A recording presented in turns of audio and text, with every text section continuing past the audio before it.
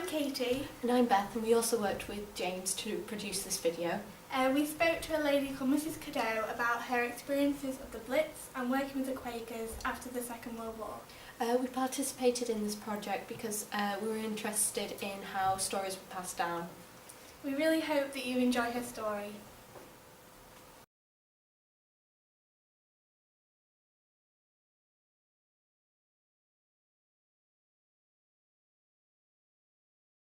We worked in what we would call the town hall, but we had to be lodged 18 kilometres away. Yeah. It was in a town called Bochum, at the very centre of the Ruhr. Yeah. There was a Quaker team in Cologne. We had a weekend and visited the team there. First of all, the cathedral was virtually wrecked. And what I found so interesting was, as you drove along the ordinary streets, loads and loads of houses had simply gone. Yeah. But the chimney stacks were still there, Right. sticking up. And somebody told us that people were living in those basements Alright. still. The conditions were absolutely atrocious for the Germans, much worse than for the Brits, because our bombing had been so very, very savage. How were you accepted by the German people? Fine, no problem. Because one of our jobs was taking soup to school children. Yeah. The Americans donated probably tens of thousands of what they called Atlantic packs. Yeah. They were very large tins and they contained a ration for a day for a soldier. Yeah. We had to employ a German in the town hall to sort through them because they contained cigarettes and lavatory paper, which you couldn't put in the soup, of course. But some miraculous German cook managed a tasty soup, which, rather like the WRVS Meals on Wheels here, we used to transport around in our... They were very big, like military ambulances.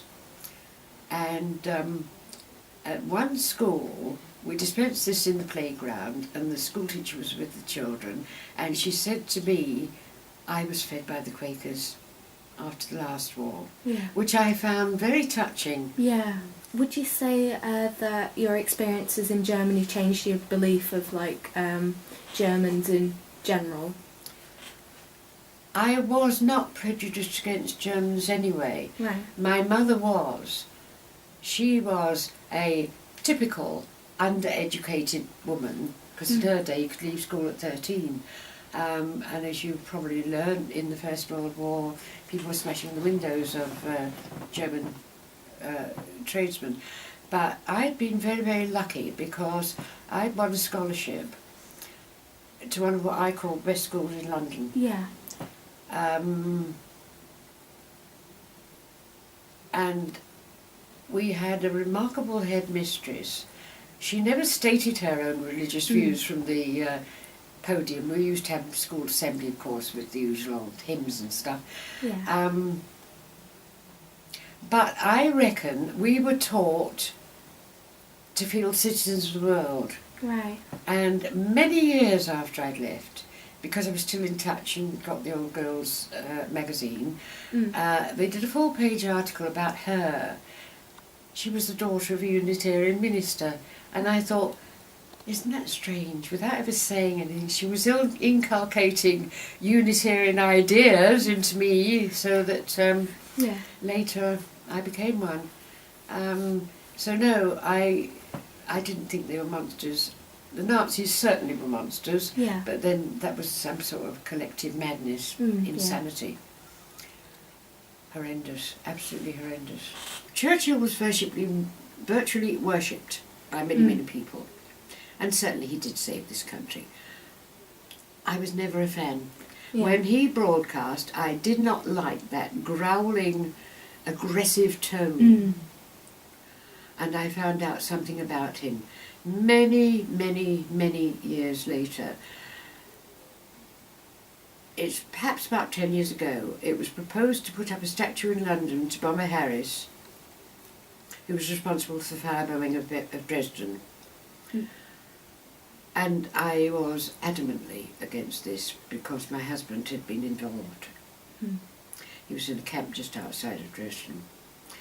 And an ITV film company wanted to make a programme about this controversy. They had invited as many ex-RAF men as they could find, still alive, and contacted CND here Yeah. to get as many opponents to interview as they could. During the course of that programme, one of the RAF men said, we were told that there were such enormous fires because all the houses in Dresden were Yeah. made of wood. And I got chatting to a German lady in the bar before the programme began, and she sat near me and she said they were not made of wood. Medieval city, they were made of stone. Mm. But I realised that in order to keep up the morale of the bomber pilots, they wouldn't let them know, you know, the real damage that their actual Yeah. bombing had done, because you're going to be able to get them out the next night bombing Yeah. again. One quality newspaper revealed quite recently that it wasn't Bomber Harris's actual decision, it was Churchill's. All right. In order to shorten the war. So he hoped, so he thought. Because of that utter destruction, roughly 30,000 people killed, more in one night than we lost in Britain during the whole war. Of course, we killed off a lot of their emergency services, ambulance people, policemen, and hospital services and stuff like that. So the remnants of the town council called upon the commandant of this camp, have you got any personnel with medical training who can come in and give us a hand? My husband did not mention a word of his experience for 15 years, but he had mental breakdowns. One of the times he was in hospital, the psychiatrist decided there wasn't enough in his present life to account for the very, very bad state he was in.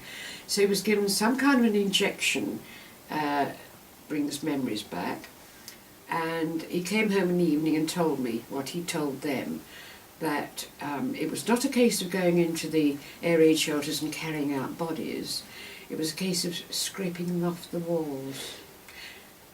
And in classic case, you read about this, memories become buried and of course become immense, do immense harm.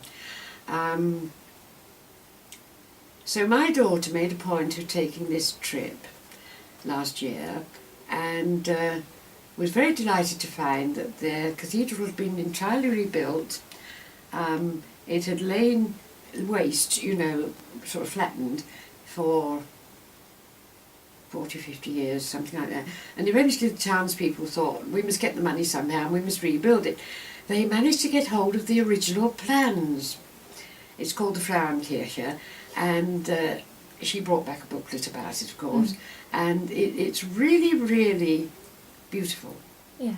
Wonderful building, and it has a book of remembrance inside for the victims, and because her father died partially as a long-term victim, she wrote his name in the book, which gave her quite a bit of satisfaction.